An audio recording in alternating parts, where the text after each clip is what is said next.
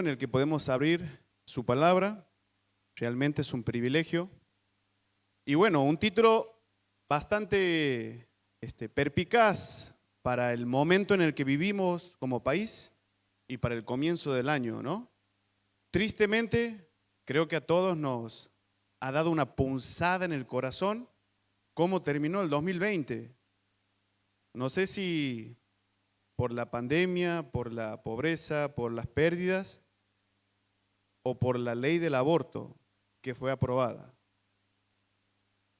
A veces como iglesia nos parece que las peleas, las batallas y la Biblia es atacada en otras partes del mundo, pero no en mi ciudad.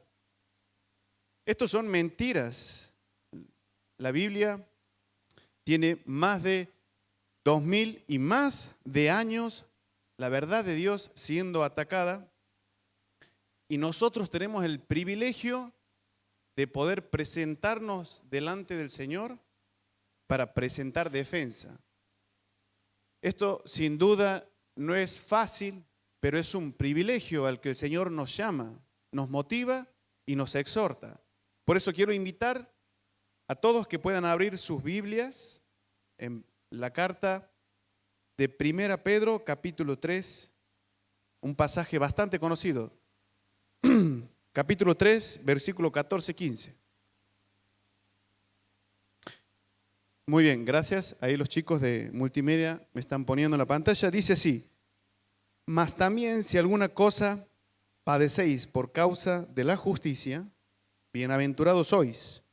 Por tanto, no amedrentéis por temor de ellos, ni os conturbéis, sino santificad a Dios el Señor en vuestros corazones, y estad siempre preparados para presentar defensa con mansedumbre y referencia ante todo el que os demande razón de la esperanza que hay en vosotros. Bueno, este es pongo el cronómetro para que no me pase, ahí está.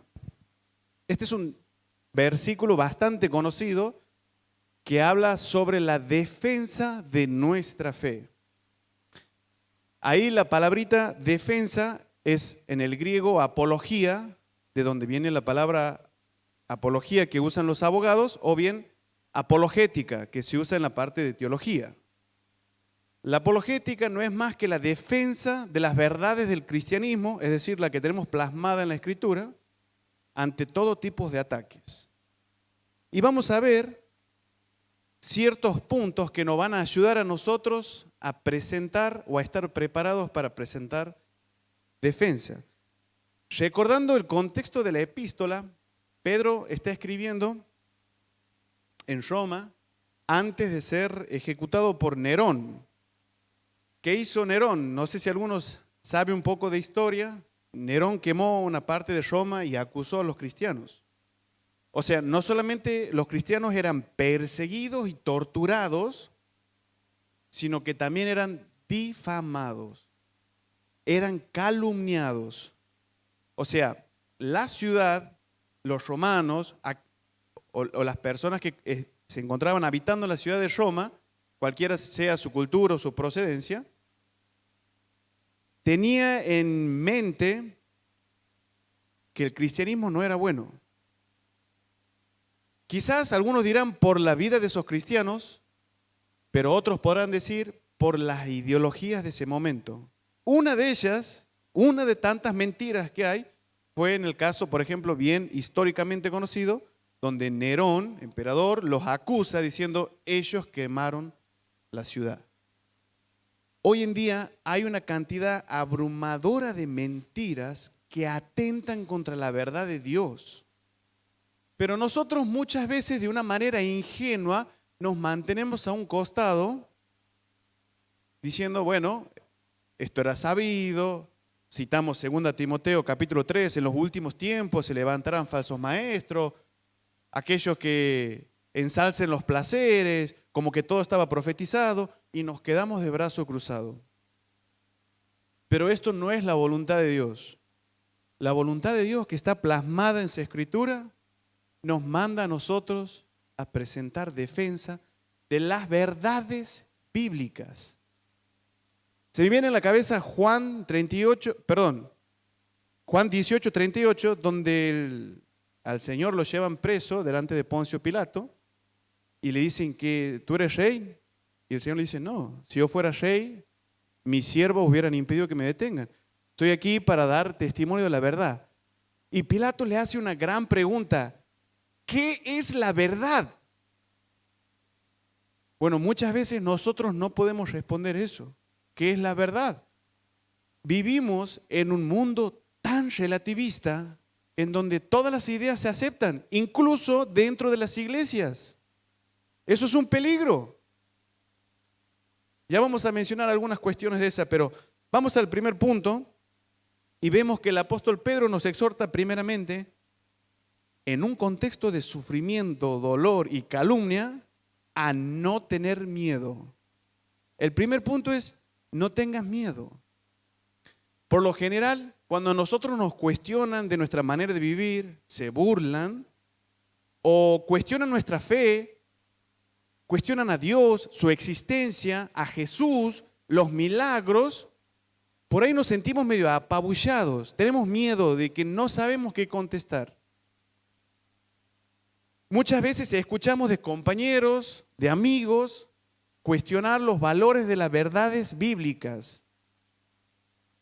El feminismo, todo lo que acarrea, el relativismo, ideologías de distintas formas que atentan contra los valores de la verdad, que lo escuchamos quizás diariamente en la universidad, en el profesorado, en mi trabajo, y a veces me da miedo poder opinar.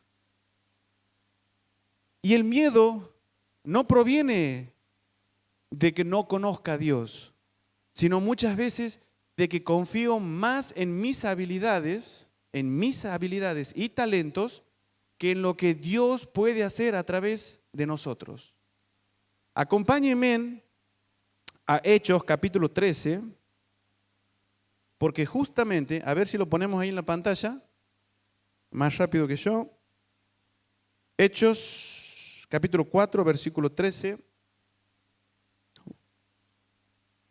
Bueno, dice, entonces viendo el denuedo de Pedro y de Juan, y sabiendo que eran hombres sin letra y del vulgo, se maravillaban y les reconocían que habían estado con Jesús.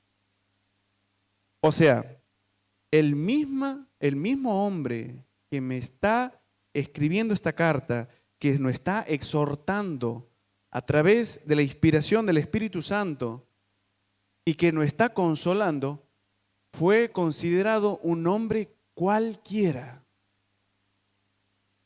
Porque dicen que a pesar de que era un hombre sin letras, eso en la antigüedad significa cero estudio, o sea, Pedro, su hermano Andrés, Jacobo, Juan, los hermanos pescadores natos, pero cero estudio. Eran hombres sin letra y del vulgo, eso significa vulgar, cualquiera. Pero les reconocían lo que hablaban. Hablaban con un denuedo, con una claridad, con una seguridad de lo que estaban exponiendo, que las personas estaban maravillados, no de la elocuencia de Pedro. Recuerden que Pedro durante toda la Escritura fue un tipo muy brusco, sino de las verdades enunciadas por Pedro. Es el mismo discípulo del Señor que nos exhorta a nosotros a no tener miedo.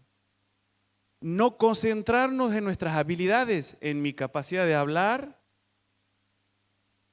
en mis títulos académicos, en mi capacidad de estudio.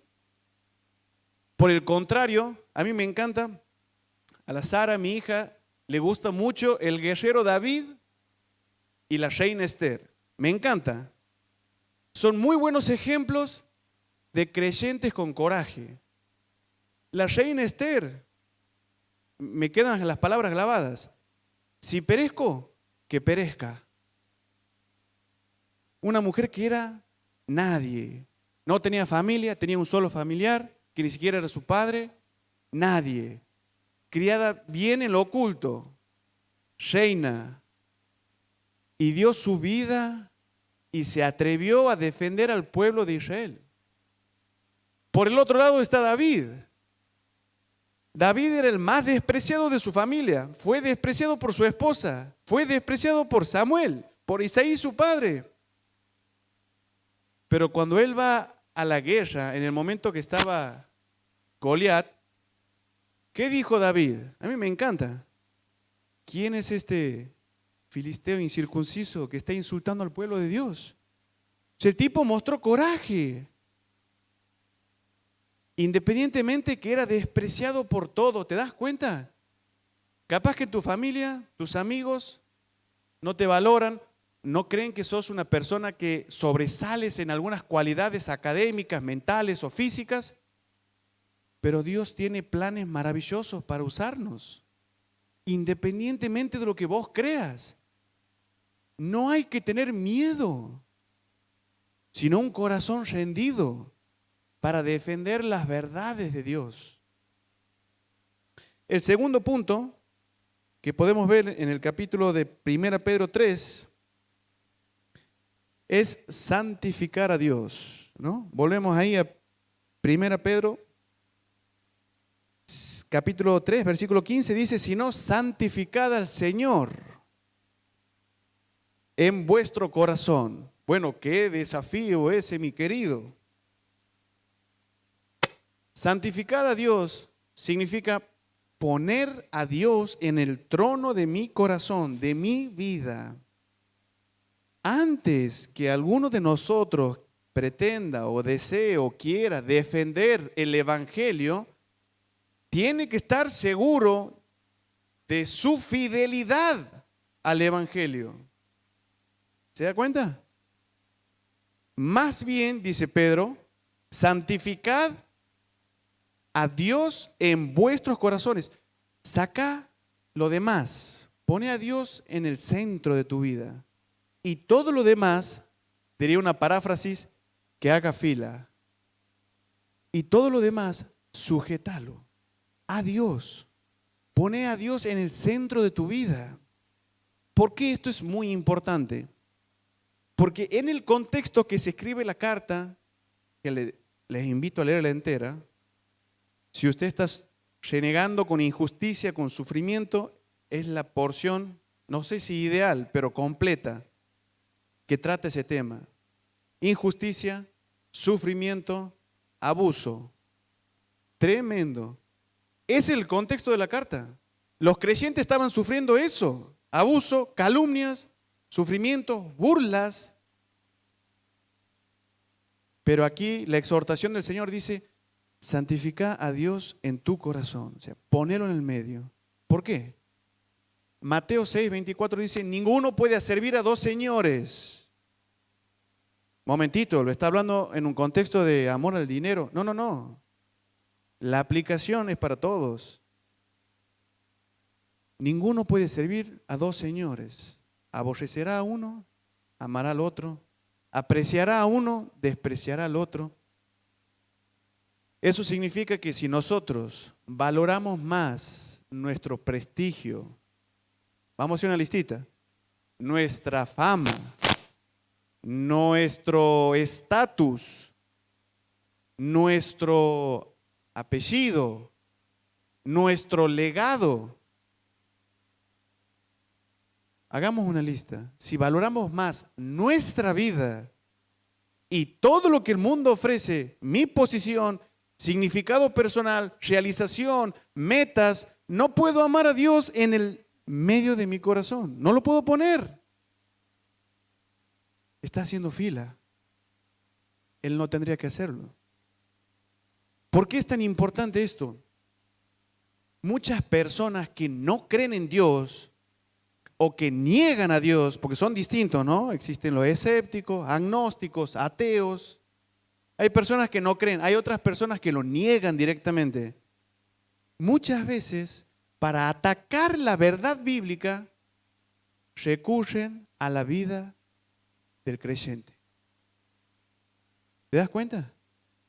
Muchas veces, para atacar una verdad bíblica, se comete lo que se llama una falacia ad hominem, ¿no? Lo ataca al hombre, al mensajero. Para atacar el mensaje, ataco al mensajero.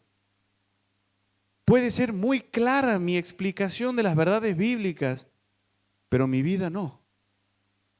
Y muchas veces hay fisuras en mi vida que dan lugar a la crítica. ¿Qué dijo Pedro en el mismo versículo, pero el capítulo anterior? Primera Pedro 2:15. Dice, porque esta es la voluntad de Dios, que haciendo bien hagas callar la ignorancia de los hombres insensatos. Haciendo bien, hagamos callar la ignorancia de los hombres insensatos. ¿Qué dijo Santiago capítulo 3, versículo 13? ¿Hay algún sabio entre vosotros? Muéstrelo por su manera de vivir, sabiamente y en mansedumbre. ¿Te das cuenta? Muchas veces el mensaje de Cristo se interrumpe, no llega claro a las otras personas porque hay ruido en el canal y ese ruido a veces proviene de mi vida. Me puedo topar con personas que niegan la existencia de Dios, que exaltan el humanismo secular diciendo la vida es placer por placer, la realización personal está sobre todas las cosas. ¿Qué tienes mejor para ofrecerme? Entonces yo puedo decir, no, mira, tengo algo mejor, pero si mi vida no la respalda, si yo no lo creo, ¿se dan cuenta? Qué importante es santificar a Dios en el centro de mi vida. Antes de defender el Evangelio, defender mi fidelidad al Evangelio con mi conducta. El tercer punto que nos exhorta el apóstol Pedro, vemos ahí en el capítulo 15, que dice, estad siempre preparados para presentar defensa con mansedumbre y reverencia ante todo el que os demande razón de la esperanza que hay en vosotros. Muy importante. ¿Qué tenemos que defender? Esa es la pregunta crucial. ¿Tenemos que defender a Dios? Eso quizás se podría contestar con otra pregunta. ¿Dios necesita que le defendamos? ¿Acaso Dios con un chasquido no podría eliminarnos a todos? Claro que sí. Lo que tenemos que defender es la verdad revelada por Dios. Es nuestra fe. Por eso dice, es la esperanza que hay en vosotros, nuestra fe. Si nosotros creemos que el cristianismo es verdadero, tenemos que defender eso. Para eso se presentan argumentos o razones, lo dice el texto. Qué importante que es esto, porque la fe bíblica, escúcheme bien, es una fe racional. Dios nos ha dado intelecto y razonamiento a todos nosotros para que así comprendamos las verdades bíblicas, para que comprendamos toda la realidad en la que vivimos. Entonces debemos usar lo que Dios nos da. Por eso es muy importante y subraye razón de la esperanza. Las razones. Palabra clave. Hay personas que sinceramente se han criado en familias, vamos a decirlo así, que siguen a Dios, que creen en Dios, pero no significa que no tengan sus dudas o planteen sus dudas. Hay personas grandes, adolescentes, adultos y mucho más hoy en día con el tema de las redes que directamente pueden estar muy seguros de que Dios no existe. Bueno, lo que debemos hacer nosotros, lo que nos exhorta el apóstol Pedro, es que debemos prepararnos para dar razones de por qué el cristianismo es verdadero, de por qué la verdad bíblica es real. Eso es lo que dijo el Señor Jesús. Vengo a dar testimonio de la verdad. Y Poncio Pilato le dijo, ¿qué es la verdad? Tenemos la palabra de Dios, toda la revelación de manera clara, pero si no la conocemos, no podemos defender nada. ¿Qué significa esto? Que debemos prepararnos, debemos incursionar en la Biblia, pero no de una manera superficial, sino que debemos invertir tiempo, esfuerzo y dinero para conocer las verdades fundamentales que hay en la Biblia. No puedo no puedo defender algo que no conozco. Y les voy a decir un dato más. Creo que la mayoría puede acordarse cuando Satanás tentó a Jesús. ¿Se acuerdan? En el desierto, Satanás tergiversó la Escritura. Y hoy día pasa eso. Escuchen bien, hay personas que son agnósticas, ateas, que usan la Escritura, que usan la Biblia para tratar de desmentir o mostrar que se contradice o que no es posible. ¿Se dan cuenta? Entonces, debemos hacer caso a la exhortación y el mandamiento que hace el apóstol Pablo en 2 Timoteo capítulo 2, versículo 15. A ver si me lo pueden poner en la pantalla. Creo que lo saben algunos de memoria. Muy bien. Procura con diligencia presentarte a Dios aprobado como obrero que no tiene nada de qué avergonzarse, que usa, bien, la palabra de verdad. Me gusta esa expresión, la palabra de verdad. Subraye la palabra usa, que significa traza, que puede conectar puntos en la Escritura para conocer a profundidad la revelación de Dios, para conocer a Dios, a nuestro Señor Jesús, a la doctrina, como obrero que traza la palabra de verdad. Eso significa que debemos estudiar y conocer a fondo la Escritura para conocer más a Dios, amarle y servirle de una mejor manera, vivir de una mejor manera. Pero cuando el apóstol Pedro se refiere a razones de nuestra esperanza, podemos encontrar razones bíblicas y razones extrabíblicas. Eso es lo que más nos cuesta como creyente, ¿no?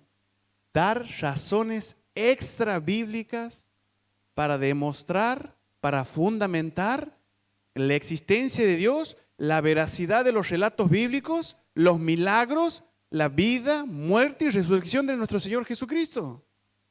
Eso es lo que más nos cuesta. Hasta creo que algunos podemos llegar a pensar que es una pérdida de tiempo. Pero no, mi querido amigo.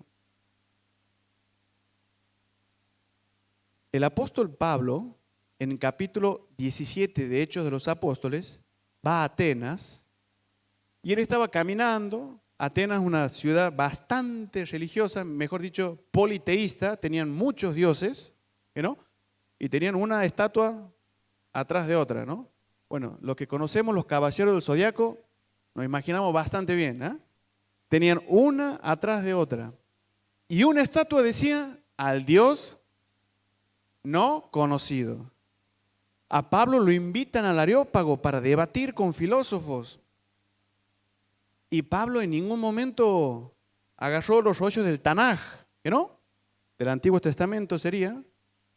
No agarró Isaías, sino que Pablo empezó a decir, vengo a hablar del Dios no conocido, que no habita en templos hechos por mano de hombre, ni los necesita. De un linaje, de una sangre hizo toda la humanidad y le puso límite a los tiempos y ordenó los tiempos. Pablo está fíjense bien, de un Dios que era no creado, a diferencia de los atenienses. Zeus ha creado a varios hijos. Pablo comienza su discurso no citando Isaías 53 o alguna parte del Tanaj o alguna de sus epístolas, sino yendo directamente usando lo que dice Romanos 1:20, toda la creación, para decir, en la creación hay huellas de Dios. En la ciencia hay fundamento para Dios. Nunca ha sido ciencia versus fe, jamás. Por el contrario, podemos encontrar muchas razones lógicas, históricas, científicas, para argumentar nuestro discurso a favor de la existencia de Dios. Pablo ataca el corazón de los atenienses. Mi Dios, el Dios del que le vengo a hablar, no fue creado. Es un Dios atemporal. No está sometido en el tiempo como nosotros. Está por fuera. Parecía una locura. Lo trataban de palabrero, de tonto. ¿Qué está hablando? Miles de años después, Lemaitre, científico, que promulgó la teoría del Big Bang para decir, el universo no es eterno. Muchos se burlaron por él porque decía, este tiene olor a creacionista, como diciendo, está influenciado por la Biblia, diciendo que todo fue creado, por eso sus investigaciones deben ser falsas, falaces. Pero no. Fue un ataque al corazón de millones de científicos que creían que el universo era eterno. Pero sin duda, la ciencia demostró parte de la revelación natural que está en la palabra de Dios. Todo fue creado. Nuestro Dios, Dios vivo, es atemporal, está fuera de todo esto. ¡Qué bárbaro! Pablo, el apóstol Pablo, siendo fariseo de la tribu de Benjamín, hebreos de hebreo, él decía en cuanto a la ley irreprensible, o sea, sabía muchísimo del Tanaj, no la usó. Momentito, ¿qué está pasando? Está equivocada la Biblia. Qué bueno es poder saber razones extra bíblicas para aquellas personas que tienen dudas sinceras. Ojo, sinceras. Hay gente que ataca solamente por hacer el mal, que tiene dudas acerca de la existencia de Dios, de la autoridad de la Biblia. Qué bueno es poder darle razones que lo lleven a la Biblia y de la Biblia a Jesús. ¿Te das cuenta? Y por último, el apóstol Pedro, miren, parece una paradoja, ¿no? ¿Cómo estamos de tiempo? De 10, tengo por unos 40, 45 minutos más. Parece una paradoja porque Pedro dice, tienes que prepararte, o estar, mejor dicho, el verbo, dice, continuamente preparándote, o preparado, qué desafío, para dar razones de tu fe, pero ¿de qué manera? Ese es el qué, ahora viene el cómo. En mansedumbre y con reverencia. ¿Por qué parece una paradoja? En realidad es Dios obrando en la vida de Pedro. Si podemos ver una biografía de Pedro, siempre fue bastante impulsivo. Me hace acordar un poquito a mí, medio tosco, ¿visto? Impulsivo. Así era yo. Señor sigue trabajando en mi vida. El tipo iba de frente a todo, no le tenía miedo a nada y muchas veces se chocaba con penca. ¿Ah? Pero cuando lo quisieron arrestar al Señor, ¿qué hizo Pedro? Desenvainó y el pobre Malco se quedó sin oreja temporalmente, ¿que no? Le cortó la oreja. El primero que salió a defender al Señor y le cortó la oreja al que estaba ahí como enemigo. Eso no es la defensa de la verdad. Eso es Pedro actuando en la carne, no haciendo la voluntad de Jesús. ¿Te das cuenta? Defender la verdad, aunque tenga el conocimiento y erudición bíblico y extra bíblico, no me da ni me permite humillar a la persona. No me permite tratarlo como un necio. No me permite tampoco, ¿sabes qué? Hablar con sarcasmo. Como mofándome. Hay mucho de qué hablar en este punto. Es el último, pero no el menos importante. Con mansedumbre y reverencia.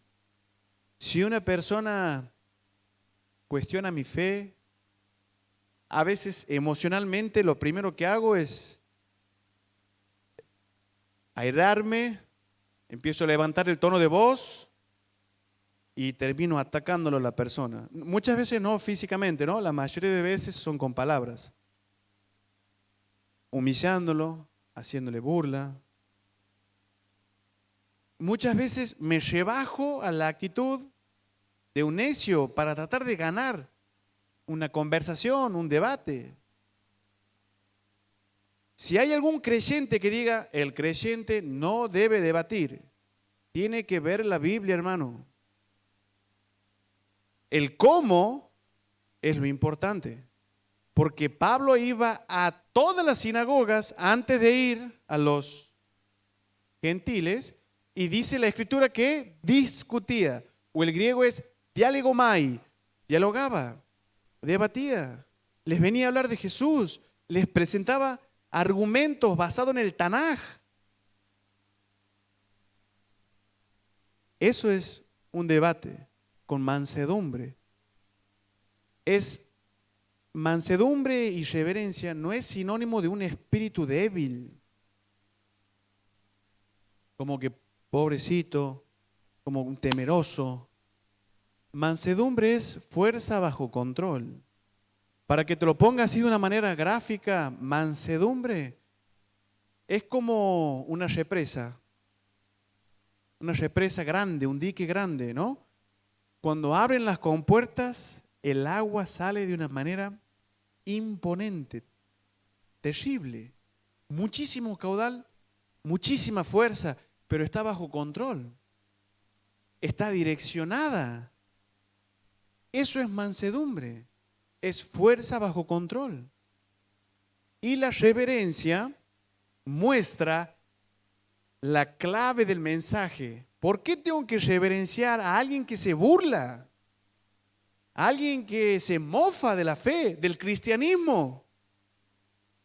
Hay muchos que, por ejemplo, usan las cruzadas, ¿no?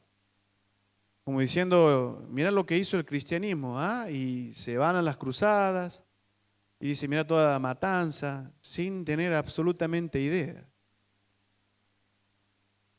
Entonces, nosotros lo que hacemos por ahí, dice, ¿cómo este se me está burlando? Yo he tenido incontables compañeros que se me han burlado por la manera de vivir. Se está burlando de la fe, me cuestiona. Lo tengo que respetar. Así es, mi querido. La reverencia significa estás frente a una creación de Dios, a alguien que tiene la imagen de Dios. Miren esto, cuando lo querían tentar al Señor Jesús, Él sacó una moneda, le pidió una moneda y dijo, ¿qué cara ven aquí? ¿No? Hablando del tributo. Y todos respondieron, la del César. Bueno, dad al César lo que es del César y a Dios. Y ahora les pregunto, ¿qué es de Dios? No siguieron la pregunta. ¿Y qué es de Dios? La imagen de César. La imagen de Dios. ¿Quiénes son la imagen de Dios? ¿Quién es la única creación hecha a imagen de Dios?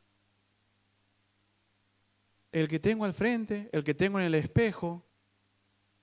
Entonces, la clave aquí no es coronarte y ganar una discusión, un debate. La clave aquí es ganar el alma de la persona que está al frente. Tenemos que ganar el alma de la persona que está al frente. Cuando la persona que está al frente es humillada y ofendida por mí, es lo más probable que haya hecho caso a los demonios que a Dios.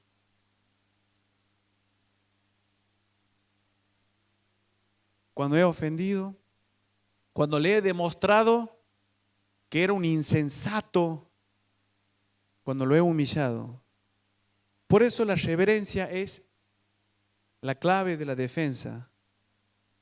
Porque la defensa no es para que yo tenga una medalla, vaya al cielo, el Señor me dé una corona especial, mira qué manera de defender, che, tremendo. No, para dar razones, para que personas que cuestionan de una manera sincera, y yo era uno de ellos, yo he cuestionado el cristianismo, yo he cuestionado la Biblia, y si no, pueden preguntar a algunos hermanos que han entrado a la iglesia conmigo. Los quiero un montón, pero ellos deben de decir, ¿cómo me ha hecho sufrir este chan? ¿Cómo le he hecho renegar? Pero tenía dudas sinceras y cuestionaba. Debemos ganar el alma de las personas, no las discusiones. Debo cuidar el corazón de la persona, cuidar mi boca. Cuando hablo con sarcasmo, hablo así para hacer sentir mal a la otra persona, no para dar una afirmación. ¿Se dan cuenta? Defendamos la verdad de una manera mansa y reverente. El hombre más poderoso de la historia. Ustedes miran, el rey Salomón. No. Alguien que dijo, venid a mí, que yo soy manso y humilde. El león de Judá dijo, yo soy manso y humilde. ¿Quién soy yo? ¿O quién sos vos para tratar de destruir a la imagen de Dios en otra persona? ¿Quién soy yo? ¿Quiénes somos? ¿Te das cuenta? Vamos a orar. Bendito Dios, te damos gracias por este tiempo que podemos abrir tu palabra. Gracias, Señor, porque tenemos la libertad para hacerlo. Te pedimos que nos des el coraje de esas personas que están aquí en tu escritura para poder prepararnos, amarte y poder defender y dar razones para ganar almas para Cristo, Señor. Oh Padre, cuán ingenuos fuimos tanto tiempo ignorando todo lo que acontece alrededor nuestro. Señor, te pedimos que la iglesia despierte, Señor. Te rogamos por esto, para que seamos sal y luz hasta que tú vengas, Señor. Oramos en el nombre de nuestro Señor Jesús. Amén.